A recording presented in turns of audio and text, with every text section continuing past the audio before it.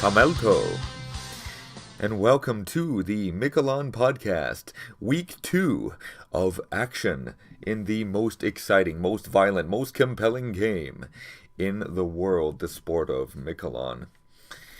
Wow, we had an amazing week last week, the inaugural week of Mikalon, with some protests, bad weather, delays, insane scoring, and an insane injury. So we've got work cut out for us this week, and it did not slow down this week. So let's get right to the action here.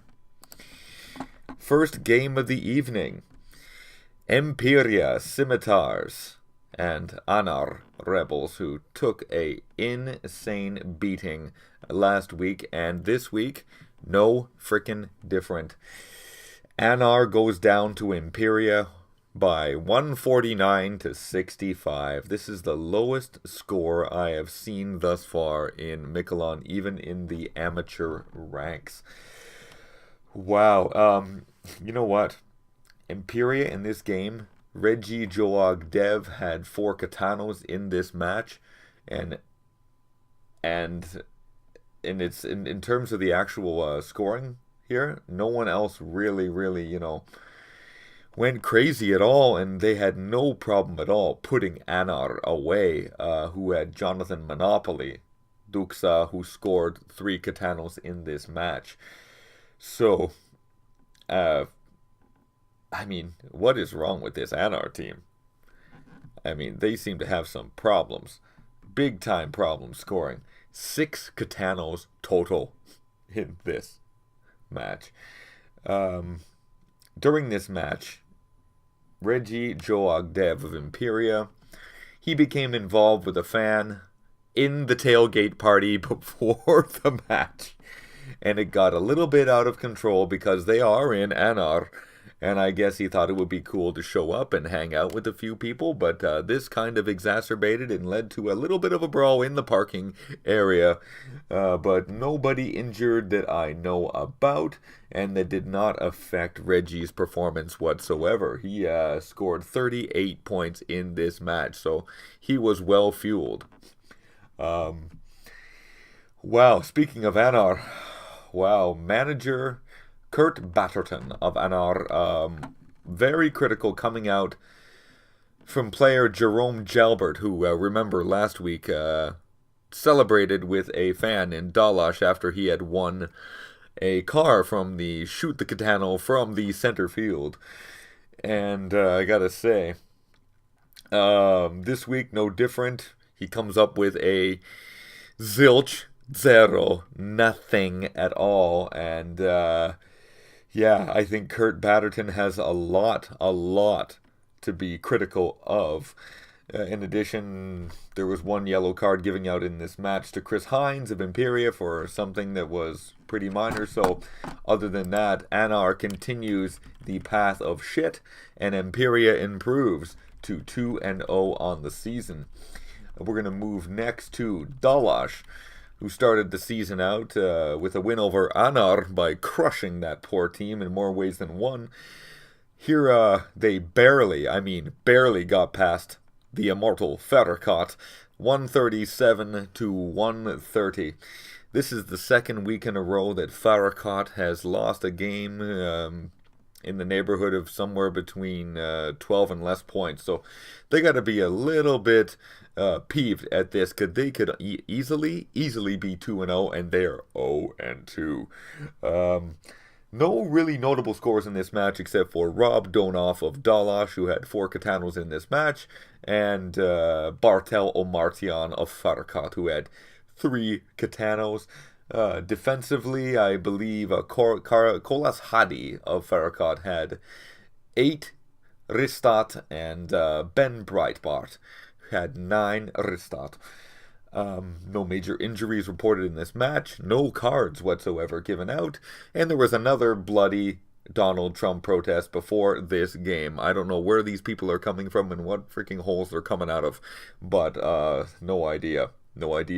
In addition, Kolas Hadi, another female streaker, coming after Kolas Hadi. I have no idea why this is happening, but we need to reinforce the barricades outside there. Next match of the evening. Wow, the team seems to have trouble follow them every place they go. The Gorjan Dragons. They take on Imran, who started the season with a big win at the same time as losing Till Phillips for 15 weeks with a torn ACL. Let me tell you, last week, Drake Beck exploded.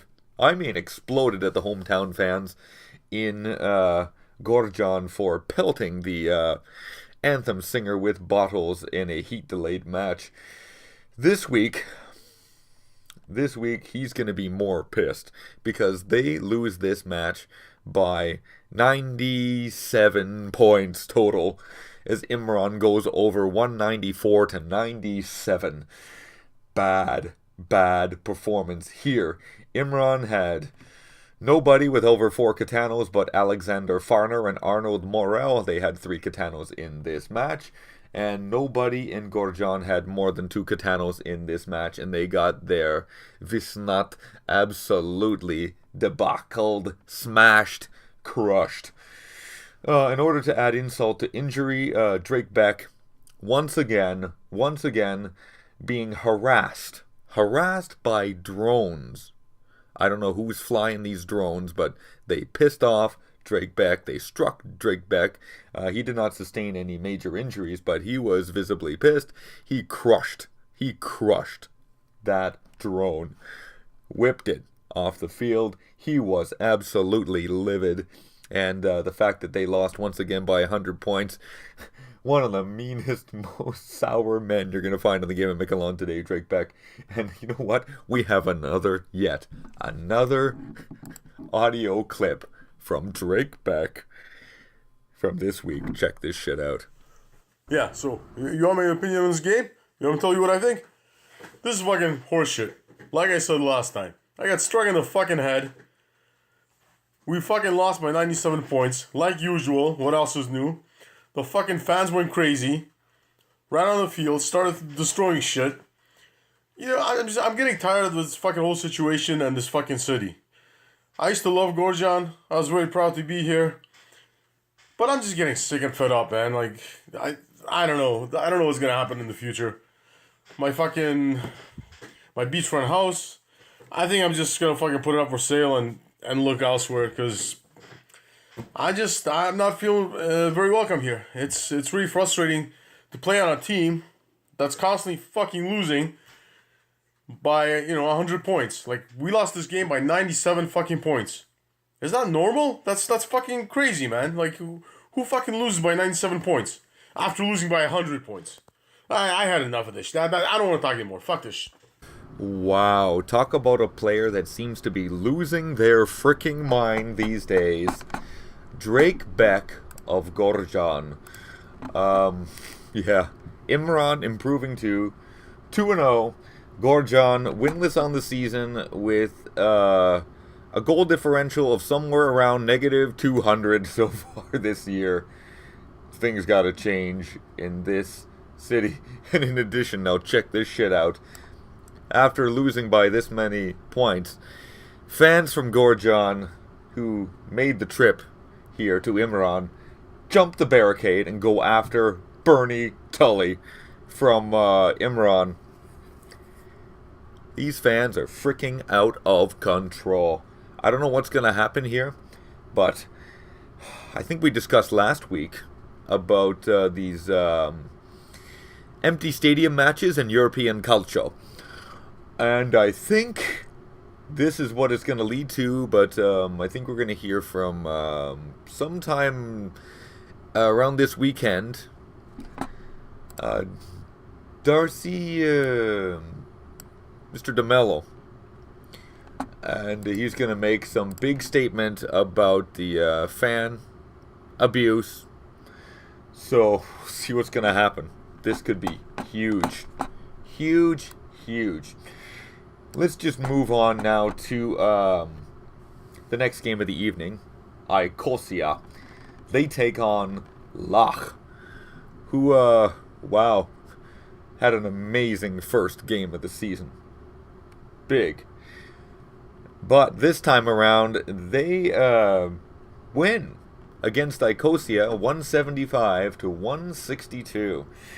Alan Adam with 4 Katanos in this match. For Icosia, no one really musters enough, but they have enough of a balanced approach where they only lose by about 13 points. So a really good performance by Icosia. They dropped to 1-1, but unfortunately they can't get the job done against a team that is so balanced and so freaking powerful. I mean, so far Locke looks like a major contender for the Bastoia this year. No major injuries reported whatsoever in this match. Zain Sahin, the Dukes of Icosia, and Ashton Aiello, they received yellow cards in this match. In addition, this match, there was some really bad weather in this match, and at the point where the tornado alarm went off, and Neil Conlon of Locke, I guess he has some experience in this regard, he started coordinating the evacuation of the stadium, which lasted about 40 minutes or so, but it looks like that blew over and everything was okay. Nobody was hurt, no twisters touched down at all, and Neil Conlon looking like a hero here, especially when the hometown Locke, they come out with the victory. In addition, Zain Sahin, there were some drunk fans here in Locke.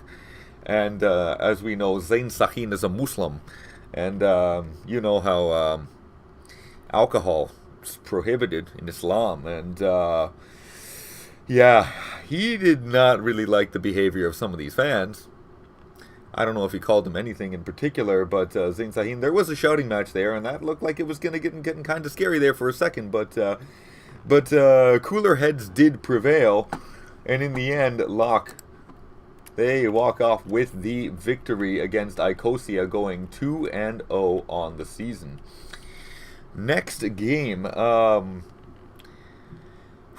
Caledon, the Blitz. Amazing uniform team. The woes continue for Lev, who dropped this one 176 to 160 in a very close match here. Wow, Cameron Baptista and River Melcher, each with 3 Katanos in this match. For Lev, Steve Fotopoulos with a great performance, and Duxa, Travis Valencia, each with 3 Katanos and 3 Ristat in this match.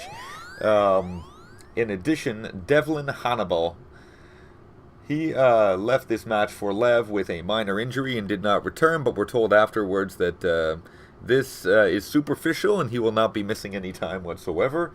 Oscar Zenga of Caledon was given a yellow card because of this injury. And oh, look at this. Celebrity alert. Celebrity alert. Friday the 13th fame, Kane Hodder, Jason, shows up at this game. I guess he was wearing the mask, but not many people are as big as this motherfucker. So, Lev player Lyles Houston got a selfie with Kane Hodder, and unfortunately now, second week in a row, if there's a celebrity at your game, there's a good chance, guess what? You might be losing the game, and for Lev, guess what? Lev lose, Caledon win. In addition, Jeff Septimus, the Duxa for Caledon, female streaker right on the field, and proposed to Jeff Septimus. Jeff Septimus, I guess, really popular with the ladies. I guess he let her down in a nice way, but that's not something that she's gonna forget. Anyhow, Caledon win this one by 16 points. They improve to 1-1. Lev, the woes continue, 0-2. Next game of the evening, oh my freaking god, Nesheva destroy, and I mean destroy, destroy the Imra. The goal. They put up 24 freaking Katanos in this match, and they beat Lasara. And Lasara, no slouch here. Lasara put up 190 points and still can lose to Nesheva, who put up 247 points in this match. Free Gilliam, 4 Katanos. Elon Putterman, who is a very minor player on this team, he put up 4, the game of his career here. We have Chevy Colella, 3 Katanos. Vasily Rollins, 3 Katanos. Dharma Divine, 3 Katanos. In addition, Dharma Divine, 10 Ristot in this match. No cards given out, no major injuries, but Nesheva beat the crap out of Lasara here. They set the goal on fire. Which was kind of strange because the game was delayed by snow. Lasara player Felix Kolb.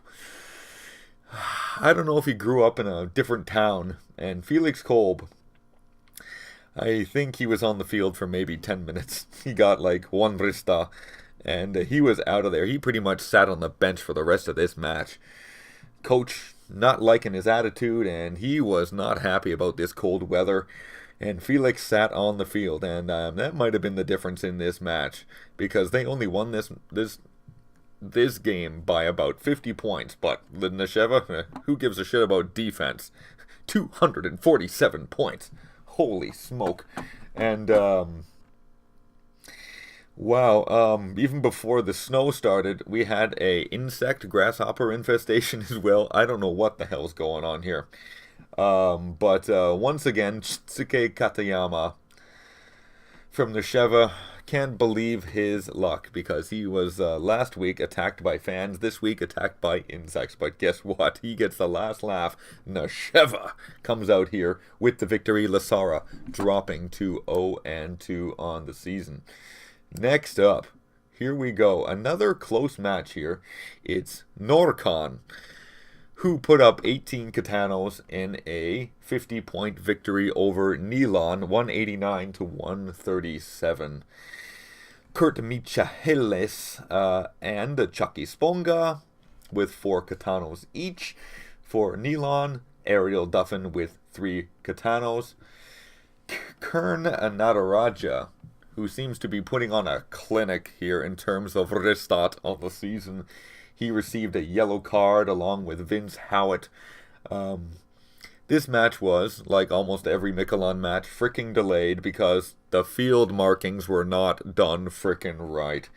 And if you look at the face of John Stian from Nilon, he was a little pissed. I don't know what it is with the attitude of some of the players on this team from Nilon. They're kind of full of themselves, and I don't know. Right now, at this point, Nilon is getting this reputation of being asshole town, and they don't do anything to make me believe any different. But John Stian, he wanted to get going, I guess. He has somewhere to be, had a date after or whatever, but he was real pissed, and the referee really warned him. Is if you keep doing this, I'm gonna card you big time, and this match hasn't even started yet. But Nilon fans who really thought that they should be beating Lasara last week, I guess they thought that they should be beating Norcon this week. I don't think so. Norcon, one of the better teams in the league this year. But yeah, they go down to Norcon, shutting the mouth of the fans big time in this match. Next up, we have Cillian putting on a clinic against the Shalos Swarm. 181-82, 99-point victory, with Shalos only mustering 7 total Katanos in this match. Wow, a really big beating with Mike Blythe and Kane Anselmo with 3 Katanos in this match. On the other side, Shalos does not muster very much whatsoever. No major injuries, no major cards for very much. There was hail in this match. Shalos player Maurizio Fiori, he really downplayed it. He was telling the ref, why don't you just blow the whistle and get this on with? I grew up with this shit. And he says, I see this bad weather all the time. And he says, don't know why they're really delaying these matches. This is Mikalon. And you know what? I couldn't agree more with Maurizio. You know, and Mikalon, we don't do this wussy stuff. You know, when the field's on fire. We play when the field's on fire. What is this stopping the game with hail? I don't get it. You know what? Cillian, despite winning by 99 points, they barely made it to this match. Their jet skidded off the runway. So there's a good chance they might not have made it to this match. They could have been all hurt or killed. And they definitely played like it was the last game of their lives. Cillian Altera, Bello Hess said afterwards, he felt like he was lucky to be alive because, guess what? He was in the can. He was in the lavatory, and I guess he didn't hear anything. Maybe he had his earphones on, and he was in there taking a dump. And the plane went into landing procedure. He didn't hear anything. I guess nobody noticed that he was missing. And, yeah, the plane skidded off the runway, and if you noticed, he had a bandage on his head. He must have bumped his head in the lavatory. But good to see that Bello Hess is still feeling okay. Cillian, holy smoke. Leia beating 99 points on Shallows, who start the season 0-2. Straforia play a visit to Treg. And Treg win by 50-something points in this match. 180 to 123. Very balanced scoring approach by Treg. I think almost everybody got in on this one. Straforia, major performance here by Wesley Jazdans with 3 Katanos and 7 Ristat.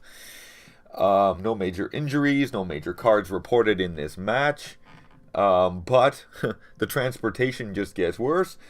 Frederick Giacalone, the Duxa for Straforia, was slightly injured because the Straforia team bus got into an accident on the way to the stadium. Minor injuries, but he still played like a champion. And yeah, guess what? There was big fighting in the stands during this game. I don't know. Lots of alcohol, but, you know, this is the way that it is in the game of Mikalon. Big fighting between the fans. Looks like a few people were ejected. But for the most part, lots of fun. And Treg, the hometown team, they win. Now, on to the last game of the evening. The Wolves, Santir, play a visit to the Pirates of Tiburoth. And Tiburoth puts up 220 points. 22 Katanos, and they beat Santir 2-0 to 166. There was some major scoring in this match by Tiburoth. Duxa Randy Magnuson with 4 Katanos. Nate Taft, 3 Katanos. Gil Falsey, 3 Katanos. For Zantir, looks like Duxa Evan Kavich with 4, showing the guys how it's done. In some interesting enough, Leon Breen of Zantir had a yellow card in this match. And guess what? The criticizing of the anthem singers continue with Gil Falsey criticizing the anthem singer after the game. He said, you know what? I think we need some more talented singers here because I was not impressed by this at all. Does anybody know anyone that can sing the anthem Mikalonita? Because, yeah, apparently the fans don't really like it in Tiburoth, and the fans don't really like it in Gorjon. So either they're music critics or they're just freaking assholes. So we'll see what happens here. Skipper Biladvala of Zantir, he left the game with a minor injury in this match, probably due to Leon Breen's real great hit out of bounds. Other than that, Zantir's Usman Khalidi, he missed the flight going into this match, and he had to connect with the team afterwards, almost didn't make it to this match. So, that's our week in Mikalon in terms of the scores. What we're going to look up now, we're going to look at the standings and the statistics before we take a break. In the Holtox division, every team loses this week. Nilon and Icosia, They're 1-1, 4 points, and Farakat, Zantir, and Anar. There are 0-2. In the Kaltash division, Norcon and Cillian lead 2-0, and Tibaroth has a record of 1-1, Straforia 1-1, and Lasara 0-2. In the Sharoka division, we have Dalash, Treg, and Imran. Each all have 2-0 records. And Caledon is now 1-1, and Gorjan, who can't get it together, 0-2. And in the Sharoka division, we have Lach and Imperia with 2-0 records. Nasheva is 1-1, and Shalos and Lev are winless thus far. In terms of the statistics, since we're actually on week 2, we can start seeing who is being prolific in this league. And then by far is this league, it is Kurt Michaelis from Norcon, who has 77 total points, 8 Katanos leading the league. Following up very, very close to them are Rob Donoff from Dalash with 69 points, and Free Gilliam from Nasheva with 68. And then from then on, it is a big, huge log jam between like 59 points and 57 points. I see Randy Magnuson there with 57 points, Evan Kavich with 58 points, Wesley Jazz Dance with 58 points, Neil Conlon with 58 points. So the teams that are scoring big time really showing up on the statistics. And the push for the Reaper Award, the most number of Ristat.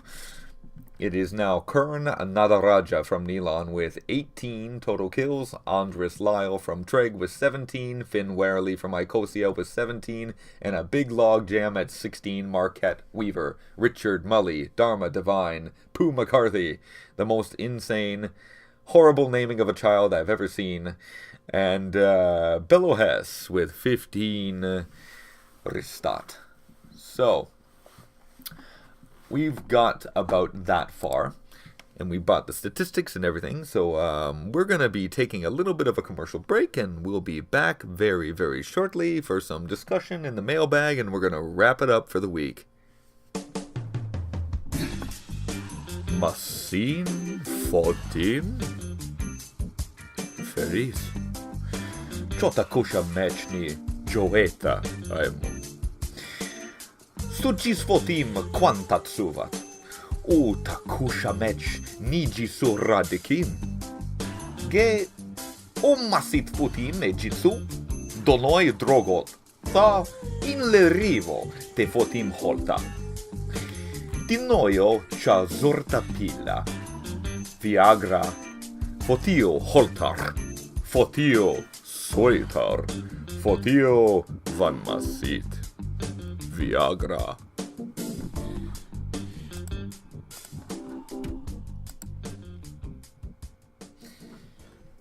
Welcome back to the Mikalon Podcast, your only place for the most exciting, most violent, most compelling game in the world, the sport of Mikalon. Wow, what an exciting week 2, let me tell you. Some incredible scoring. Some crazy stuff going on off the field. And you know what? We're going to be busy in this next segment because I got 1, 2, oh geez, look at this. You got mail. Mailbag. Okay, I got this one from at Massacre Palermo. Says right here, who is to blame for this horrible start in Anar? I mean, who else can you blame? Are you gonna blame the coach? Are you gonna blame the players? I mean, who's the general manager of this team? Kurt Batterton. Are you gonna blame Kurt Batterton? Well, he definitely put the team together. He's the guy that drafted these guys. He selected them all. He signed them to these $1 million contracts. So, I mean, what do you do? Blame the fans? This team has been beat by a total of almost 200 points. in the first couple games. Pretty bad. Who is to blame? Yeah, Kurt Batterton. But you know what? What do we got? We got 19 weeks in this season. You know, things could turn around big time. We haven't even got to the free agency signings at all. We haven't got to trade time. So let's just hope that this team can keep it together long enough that they can stay within kicking distance. And then maybe they can make a playoff push. Keep the fans happy, because right now, this is freaking depressing. I gotta say, Massacre Palermo. I mean, the players aren't in charge of who's on the field. The only thing that the players are in charge of is how well they play while they're out there. So if they give them spare parts, you know, I can't make a Rolex out of a Casio. So it's kind of depressing, but the season is long. You got mail. Here's another one. Mailbag. At Mikalon Fan 69. Nice name. Should the Gorgon fans be banned? Is this going to lead to an empty stadium match? Like, this Gorgon fans at home pelted the national anthem singer with bottles. He had to be hospitalized. I don't know if they have a video of any of these people that did it, these perpetrators, but we'll see if what happens to them, if anything. But I know that the hammer is going to come down real soon from DeMello, so we'll see what happens here. But in this game, Gorgon, I mean, fans, after they lose this game by almost 100 freaking points, they jump the freaking barricade and they attack Bernie Tully. They attack freaking Bernie Tully. Poor freaking Bernie Tully. What, he had 9 points in this game. Like, these sons of bitches attacked freaking Bernie Tully. And I gotta say, this organization better get this shit under control, or we are going to be heading towards an empty stadium match. These bad seeds are ruining it for everybody. Real freaking brutal. It's our favorite caller. This one, it's Nick Jaloshai again. He says, You got mail. do you think that Gorgon is playing so bad because the uniforms are so bad?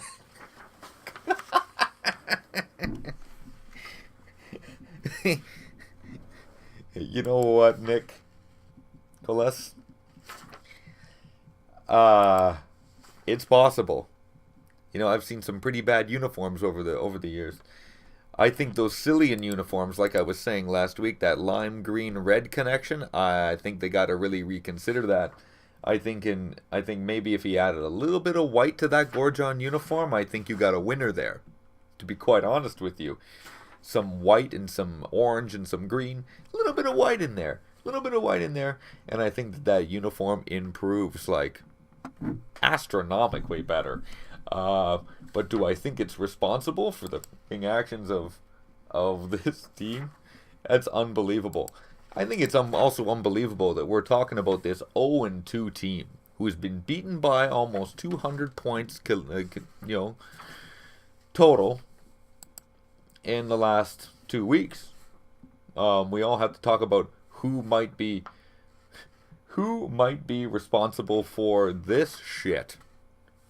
You know, get your team under control. Drake Beck. Like, this guy gotta have, like, the worst freaking luck in the world, and this guy's developing the worst fucking temper. Did you hear that fucking quote that he made? Holy shit. He just eviscerated somebody else again. This guy eviscerates people so much, this guy should be a mortician. You know? This guy should be doing autopsies. He eviscerates so much. So, I mean, quite honestly, Dukes of this team, Tremaine Wolitzer, this guy's got 1 vrista on the entire season. This guy's your freaking leader. Jackson Truman, Altera, 1 Katano on the season. Chris Chin, Altera, One freaking Katano on the season. But if you really look at the breakdown, like, how much better is this guy doing? But honestly, Drake Beck looking like he's the real leader of this freaking team. The true Duxa of this team. Wow. Holy smoke, something's got to get done here. And I think Imran, this team looks like one that could collapse, and this could get worse. We're at least 7 weeks away from the trade deadline. I mean, things could get worse. Way worse. And Imran takes advantage as they should. You got mail. Oh, look at here. Mailbag. Holy smoke. Real Piero Barone. He says, Jerome Jalbert, should he be traded? Because the coach, manager Kurt Batterton, he was very critical of Jerome Jalbert. As we said earlier, getting involved very enthusiastically off the field, but no action on the field. I think that he's primed for something to happen to him. Let me tell you this. I mean, you need all your players in the game of Mikalon. And you can't afford to be sitting this guy. But you need to send this guy a frickin' message.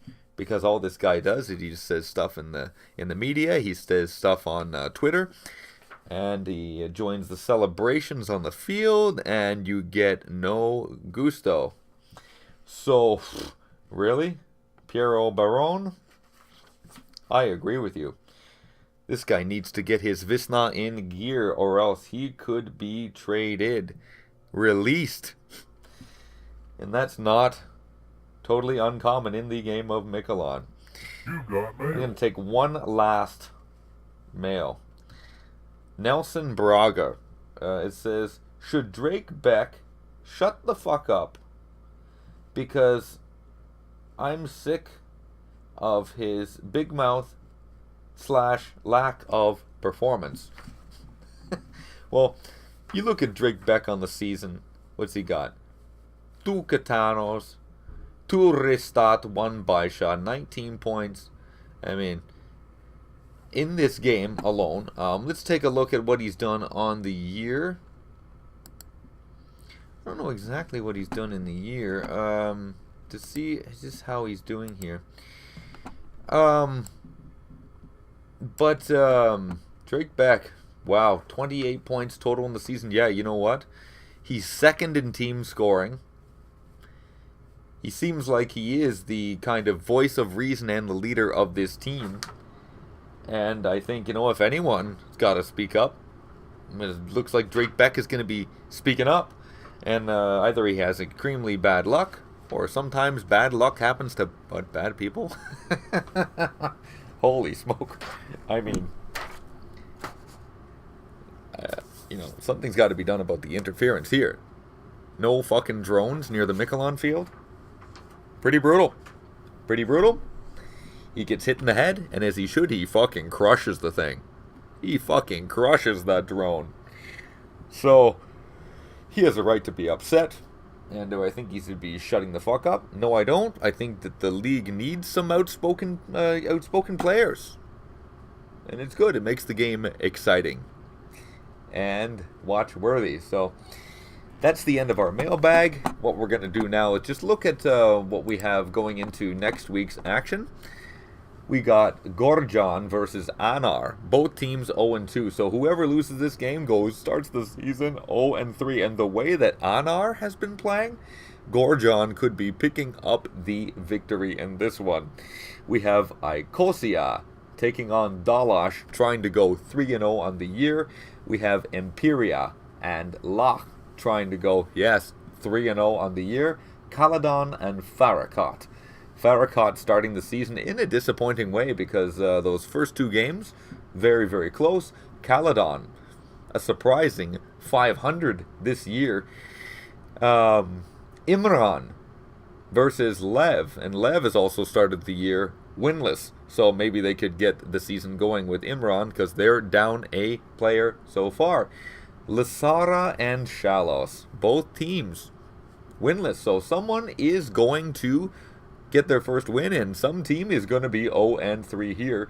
Straforia versus Asshole Town, Nilon. Nilon trying to go 2-1. Straforia trying to do the same. We have Nesheva and Treg, with Treg trying to go undefeated thus far. Tibaroth and Norcon. Norcon starting the season 2-0 and looking very, very strong. Can they go 3-0? And Zantir and Cillian, which looks like a good matchup. So, a great week thus far. Lots of great stuff off the field. Lots of amazing stuff on the field. And it looks like we're up for a doozy next week in week 3. We shall see you next week. And Cambasso. Good night.